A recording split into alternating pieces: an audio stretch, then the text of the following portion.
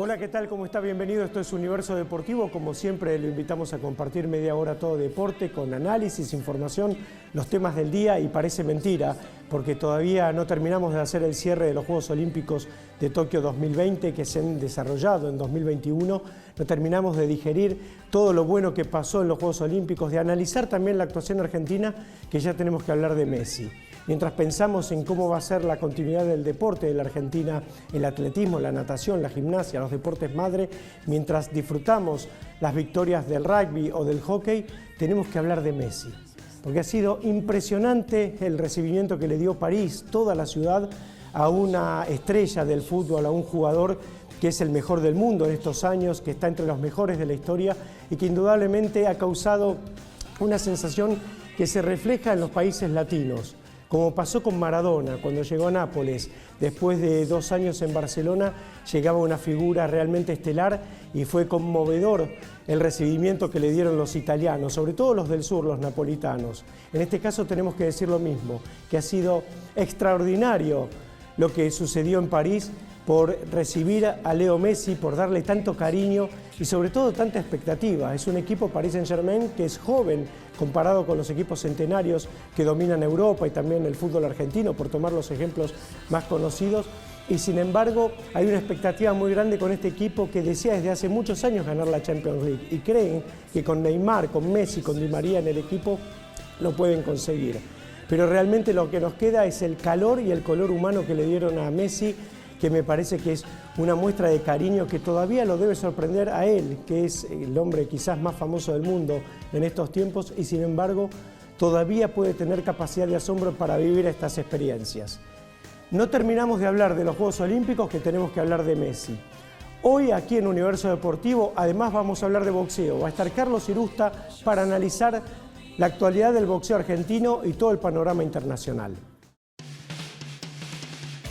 Las siguientes instituciones auspician este programa: ADE, Asociación Dirigentes de Empresa; Fundación de Altos Estudios en Ciencias Comerciales; UCES, la excelencia, un compromiso; Produces, Centro de Producción Integral Multimedia, Radio y Televisión. Vamos a tomar un café con Carlitos Irusta, el hombre que más sabe de boxeo de la Argentina, un queridísimo amigo que está seguido en el Universo Deportivo porque tenemos mucho para hablar, para analizar. Sin embargo, Carlos, gracias por haber venido. Gracias, estaba extrañando el cafecito y la charla. Claro que sí, pero vos sabés que hace unos días leía una nota que te hacían y mirá que nos conocemos mucho y sin embargo había algo que no sabía, que tus primeras crónicas o tus primeras notas publicadas no fueron justamente crónicas, No. sino cuentos. Ficción sobre el boxeo. Y esto era algo que yo no sabía, porque pensé que siempre habías escrito crónicas, ¿no?, del pugilismo. No, sí, bueno, era un pensamiento lógico el tuyo. Sí. Lo que pasa es que cuando yo era chico me gustaba mucho escribir. Pero no, cuando digo escribir, digo composiciones en el colegio. Claro.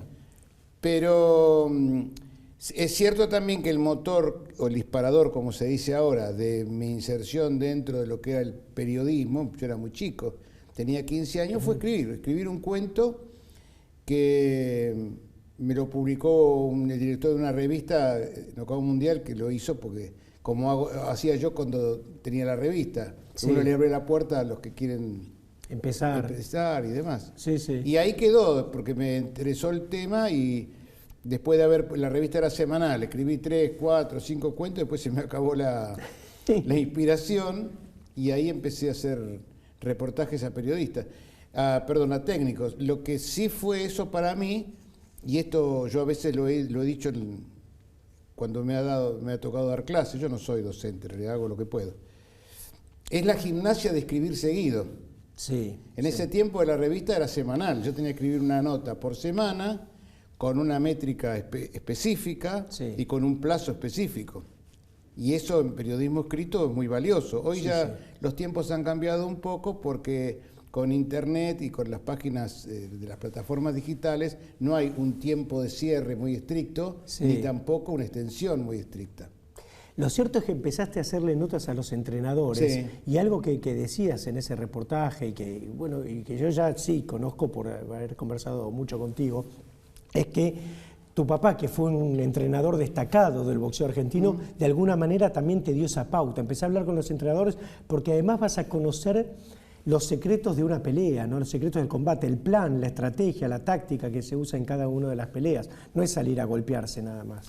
No, y en eso, bueno, yo siempre digo que he sido bendecido por Dios porque he tenido suerte, porque he estado en un lugar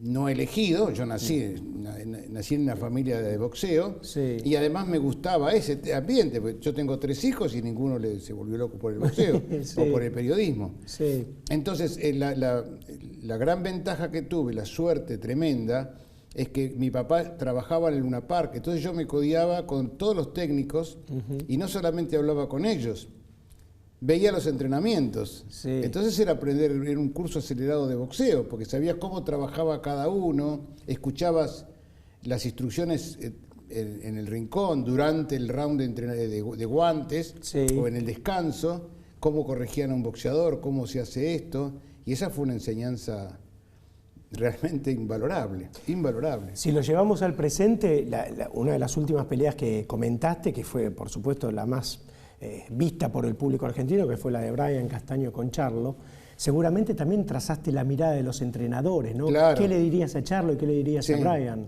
Es una gimnasia mental que hago siempre, en cualquier pelea. La de Charlo, o en el rincón de Charlo, me parece que faltó decisión para llevar la pelea desde el primer momento, ¿no? Me parece como que empezó Sí. tarde a pelear. Es que se respetaron mucho los dos. Ujú. Y fíjate vos que el que pasa el primer momento, rápidamente lo pasó, Sí, pero el primer momento complicado es Charlo, Sí. cuando queda semi colgado de las sogas. Sí. Al estilo más o menos de Monzón con Brisco, ¿te acordás que quedó? Sí, señor. Ah, pero acá fue no solo ya con la campana, sino que se pudo agarrar bien, pero eso ya fue una llamada de atención. Sí, claro, claro. Porque Charlo sabíamos todos que Brian no es un noqueador. Pero esa mano le dolió. Y Sí. entonces también hubo un respeto mutuo en ese aspecto. Sí. Pero te decía, Carlos, que me parece que como que empezó tarde el combate, ¿no? ¿Charlo? Sí. Sí. No solamente lo empezó tarde, hay que ser realistas en esto. Lo de Brian fue muy buena pelea. Fue el ganador para mí de la noche, porque aparte del empate todo el mundo, o la mayoría, sabía que él había ganado. Sí. Creo que se le abren un montón de puertas. Creo que el desquite es más que merecido. Pero vos que decís que a mí me gusta la visión del técnico, también hay que ser realistas. Estuvo sentido Castaño. Sí. Es un rival Sí. muy peligroso, Charlo, porque él lo hizo zapatear. De hecho, y esto me enteré después, porque eso fue en la transmisión de TIC, yo estaba en ESPN, a la arena, Carlitos Castaño, el padre de Brian, le dice, estuve a punto de tirar la toalla. Lo vi sentido. Entonces es un rival que hay que tener muy en cuenta y es muy respetable en la próxima edición, si se hace, ¿no? Sí, porque ese round lo perdió por 2 puntos, Brian, si uno pone la Y lupa, si ¿no? lo pones muy- si le sí, pones muy sí, la lupa sí. y el acento. Pero también lo cierto es que, y esto que me decís, que yo también ahora me acabo de enterar por vos, que también tiene que ver con la condición de ser padre, ¿no? El padre en el rincón es distinto a un entrenador que no tiene una relación filial, digamos. Y sí, yo creo que lo de el padre de Castaño fue una visión muy de padre. Claro, porque tampoco claro. era, en una pelea de estas, Sí. no podés tirar la toalla. No, porque además no cayó, Brian. No, y ¿Estaba de, hecho, sentido? y de hecho después repuntó. Sí. Se Sí, tal recuperó. cual, se recuperó, sí. Pero bueno, también fue una llamada de atención muy grande en el sentido de que Charlo es un tipo peligroso, es alto, tiene muy buenos desplazamientos, tira muy bien los uppercuts, es peligroso. Brian hizo una muy buena pelea para mi gusto. Hay algunos que creo que critican un poco y sí, pero tal vez es muy difícil estar en un rincón en una situación así. Pero a mí me quedó hablando de rincones, de mi Sí, viejo, sí, de lo sí. que era Fíjate, en el rincón de Charlo eran 3 y hablaban los 3. Sí. En el rincón de Castaño estaba el padre y hablaba el padre. Se Sí. tomaba un poquito de agua y hablaba. Porque eso también le transmite al boxeador la confianza y la seguridad de lo que está haciendo. Sí. Por supuesto que el rincón se puede equivocar, obviamente. el boxeo es algo muy cambiante, de un Sí, muy momento para dinámico, otro, una sí. mano te cambia todo el panorama. Tal cual. Pero creo que Brian hizo una pelea bárbara, que la pelea fue muy buena, ¿no? Sí. Las dos hicieron una muy buena pelea y se le abren muchas puertas ahora. Yo aprendí con los años que en el rincón debe hablar uno solo. Uno solo. Uno solo, es como que el que conduce el auto, uno solo. Aunque conduzca mal, es mejor un mal conductor que dos agarrando el volante. Claro. que van a chocar. Y alguna vez Maravilla contó que después de una pelea que tenía un rincón que él notó que había desavenencias, ¿viste? Y mucha gente hablando, los juntó a todos, cerró la puerta después del combate. Y dijo esto, al cura heridas, al entrenador, los retó a todos porque había sido caótico, ¿no? el rincón. Y además hay una cosa que hay que tener en cuenta. No se puede hacer en el ring lo que no practicaste en el gimnasio. Ah, sí, Esto es así. Eso lo dice el flaco Menotti. Todo lo que no se hizo durante la semana, dice el técnico el domingo se sienta y casi que Tiene ve el que partido. mirar, claro. Sí. En el boxeo no es tan así a veces porque, claro, es uno con uno, un técnico y un boxeador, digo, cuando hay uno, ¿no? Sí, si no claro. hablan todos. Sí. Y mi papá me enseñó, que es algo tal vez elemental, que cuando empieza una pelea vos no mirás a tu pupilo, mirás al otro. Porque el problema es lo que va a hacer el otro. Sí, el sí, tuyo sí, ya sí. sabés lo que está haciendo. Sí, sí, sí. También lo mirás para decir, mirá, Ni hablar. está tirando a la derecha Sí. muy, no sé, antes de la izquierda, no sé, Sí. lo que sea. Estás mirando el tuyo, pero lo importante es ver el otro, a ver qué hace. Y en ese juego, creo que acá justamente en esta pelea hubo un respeto mutuo muy especial porque los dos son muy buenos boxeadores también. Ujú. Hacemos una pausa. Dale. Y seguimos la charla con Carlos Cirusta, aquí en Universo Deportivo.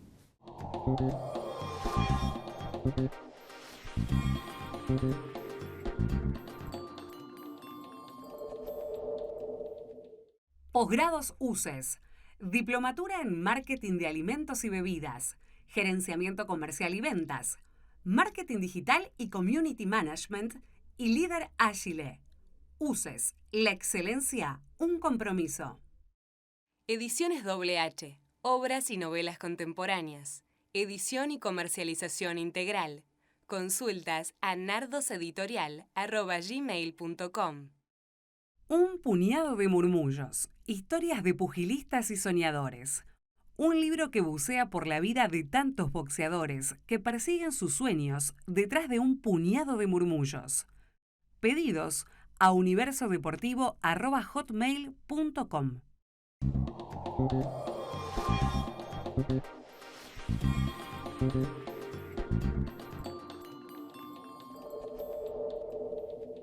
Seguimos la charla con Carlos Cirusta, vuelve Pacquiao. Y creo que han pasado los años. Pacquiao es una figura como Mayweather, si Mayweather si quisiera, ¿no? Pero Pacquiao como Federer, ¿viste? Pasan los años, hay un montón de boxeadores, hay muy buenos, hay destacados, pero esta es una figura tremenda, como fue Durán, como Leonard, ¿no? Que Durán fue el campeón de las 5 décadas. Y este regreso, ¿no? De un hombre que le ha ganado bien a Thurman, que le ha ganado bien a Lucas, ¿no? Sí. Le ha ganado bien a Bronner, que no sé si perdió los combates que le dieron por perdidos, ¿no? Sí con Horn, pero me parece que estamos hablando de un boxeador que marca una época, Carlos, grande y larga y que a pesar de los años está por encima de la media. Sí, es un caso muy, muy especial porque además su vida privada, es un tipo dedicado a la política, es muy querido en Filipinas, ayuda a todo el mundo. De hecho, dicen que no tiene tanto dinero como el que ganó, Sí. porque ha ayudado demasiado. Yo me acuerdo, yo vi una sola pelea de él que fue la de Malasia. Sí. O sea, Claro, personalmente. sí, claro, que viajaste. Claro, y me acuerdo, bueno, cuando entrenaba y eso yo no tuve posibilidad de acercarme porque era un mundo de gente. Hay muchos filipinos en Malasia además. Sí. En Kuala Lumpur fue la pelea. Después de la pelea sí lo tuve muy cerca porque por supuesto era el único periodista. No, el único no, pero estábamos La Arena y yo. ¿no? Pero cuando vos lo mirás y te das cuenta que esa sonrisa es genuina y que esa mirada pícara es genuina, y cuando él dijo en ese momento, cuando le hablaron de retirarse, porque ella es medio promotor también de boxeo, Sí. dijo: yo soy boxeador, mientras sea boxeador, mientras siga sintiendo y viviendo como boxeador, voy a seguir boxeando, cosa que a veces a la gente le cuesta trabajo entender. Sí. Este lo lleva adentro ese tema, le gusta, Y yo creo que cuando pelee con Errol Spence, que lleva la ventaja de ser más joven y demás, va a ser también, me parece, como alguna vez pasó con Foreman, el favorito de los veteranos, ¿no? Claro, sí. Sobre todo por esta continuidad, ¿no? Porque parecía, bueno, con Mayweather se la dieron perdida y no sé si alguna vez lo hablé contigo, pero que no lo habías visto de esa manera. Y que además, en los últimos, por ejemplo, con Thurman, yo pensé que Thurman era el favorito. Yo creía que iba a ganar. Teóricamente Thurman. sí. Y le ganó con amplitud. Mirá, hace muchos años habíamos ido a Las Vegas para una pelea de Roldán. Sí. Y había viajado Carlos Monzón. Entonces se acercó un Pat Putnam, que era un periodista muy importante de Sport Illustrated, y me preguntó si yo podía ser el intérprete. Le hizo una pregunta que en realidad no necesitaba intérprete. Después yo estaba ahí y escuché. Putnam le dijo, ¿qué hubiera pasado en una pelea suya con Hagler? Y Monzón le dijo, yo peleé con muchos como Hagler. Hagler nunca peleó con un Monzón. Spence puede haber peleado con muchos, sí, o Thurman, pero nunca pelearon con un Pacquiao, claro, que te tira encima la experiencia, sí, el corazón ganador, todos los recursos. Por eso la pelea es muy atractiva, porque Spence es un boxeador un poco hasta frío, digamos, sí, muy sí, buen sí, boxeador, sí, pero tiene una cuota como de frialdad, y Pacquiao es todo lo contrario. Sí, y habrá que ver cómo está en lo físico Spence, ¿no? Después del accidente sí, automovilístico. volvió bastante bien igual, sí, pero pobre muchacho, yo por lo menos era uno de los que pensaba que no peleaba más. Que no peleaba más. Un ejemplo realmente, ¿no? Mucha gente me pregunta detrás de Bryan qué pasa con el boxeo argentino. ¿Detrás? Sí. Y es un tema, porque esto lo hemos hablado muchas veces. Ahora el fallecimiento de Luis Romio, 81 años, un apasionado del boxeo, queda como vicepresidente Osvaldo Bisbal. Como se sabe, la Federación Argentina de Box ex socia de TIC. Las peleas más importantes están en manos de 3 promotores y se canalizan por TIC, salvo Chino Maidana Promotions, que lo hace con ESPN, que son muy pocos los festivales que ha hecho, y Mario Arano, que trabaja con DirecTV, y Zacarías, que tiene a Jeremías Ponce, pero que está en forma individual. Pero el tema es una pregunta complicada de responder, porque el momento no es el ideal, obviamente, como le pasa a muchos países del mundo, con el tema del boxeo y la relación entre la falta de público, el virus, etcétera, etcétera. Pero me da la impresión que detrás de Castaño no hay algo organizado, si cada cual hace lo suyo. Sí. Samson está trabajando muy fuerte, está trabajando muy bien. Rivero ya se sabe que es Rivero, sí, aunque ya no tiene Agustín Gauto. Que quizás sea el mejor prospecto, ¿no? Claro. Del boxeo argentino. Pero Agustín Gauto se va con Chino Maidana Promotions y al mismo tiempo sucede que estaba primero en el ranking de la OMB y pasa a ser segundo.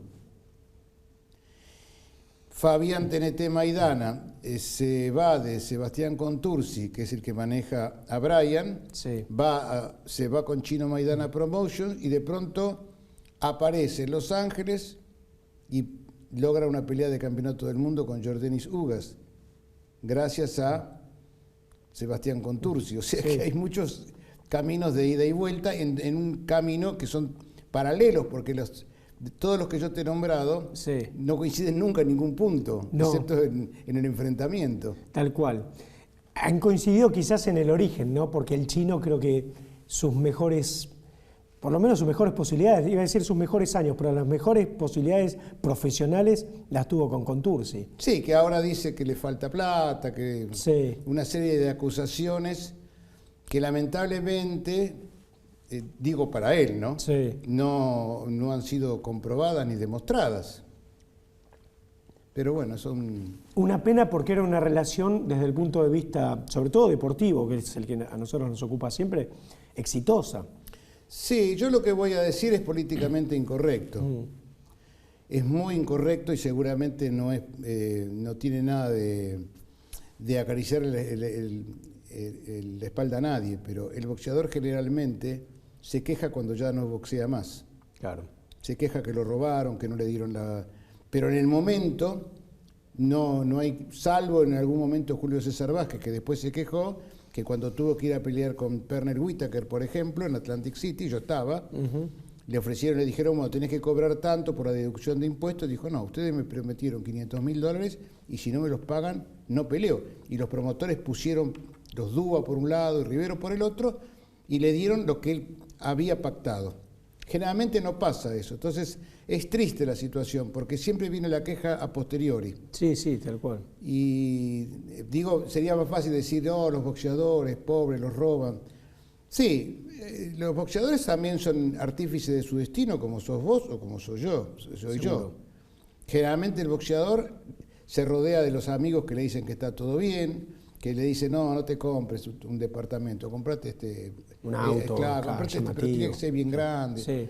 Y después, cuando llega el momento de la verdad y miran alrededor, esos amigos ya no están.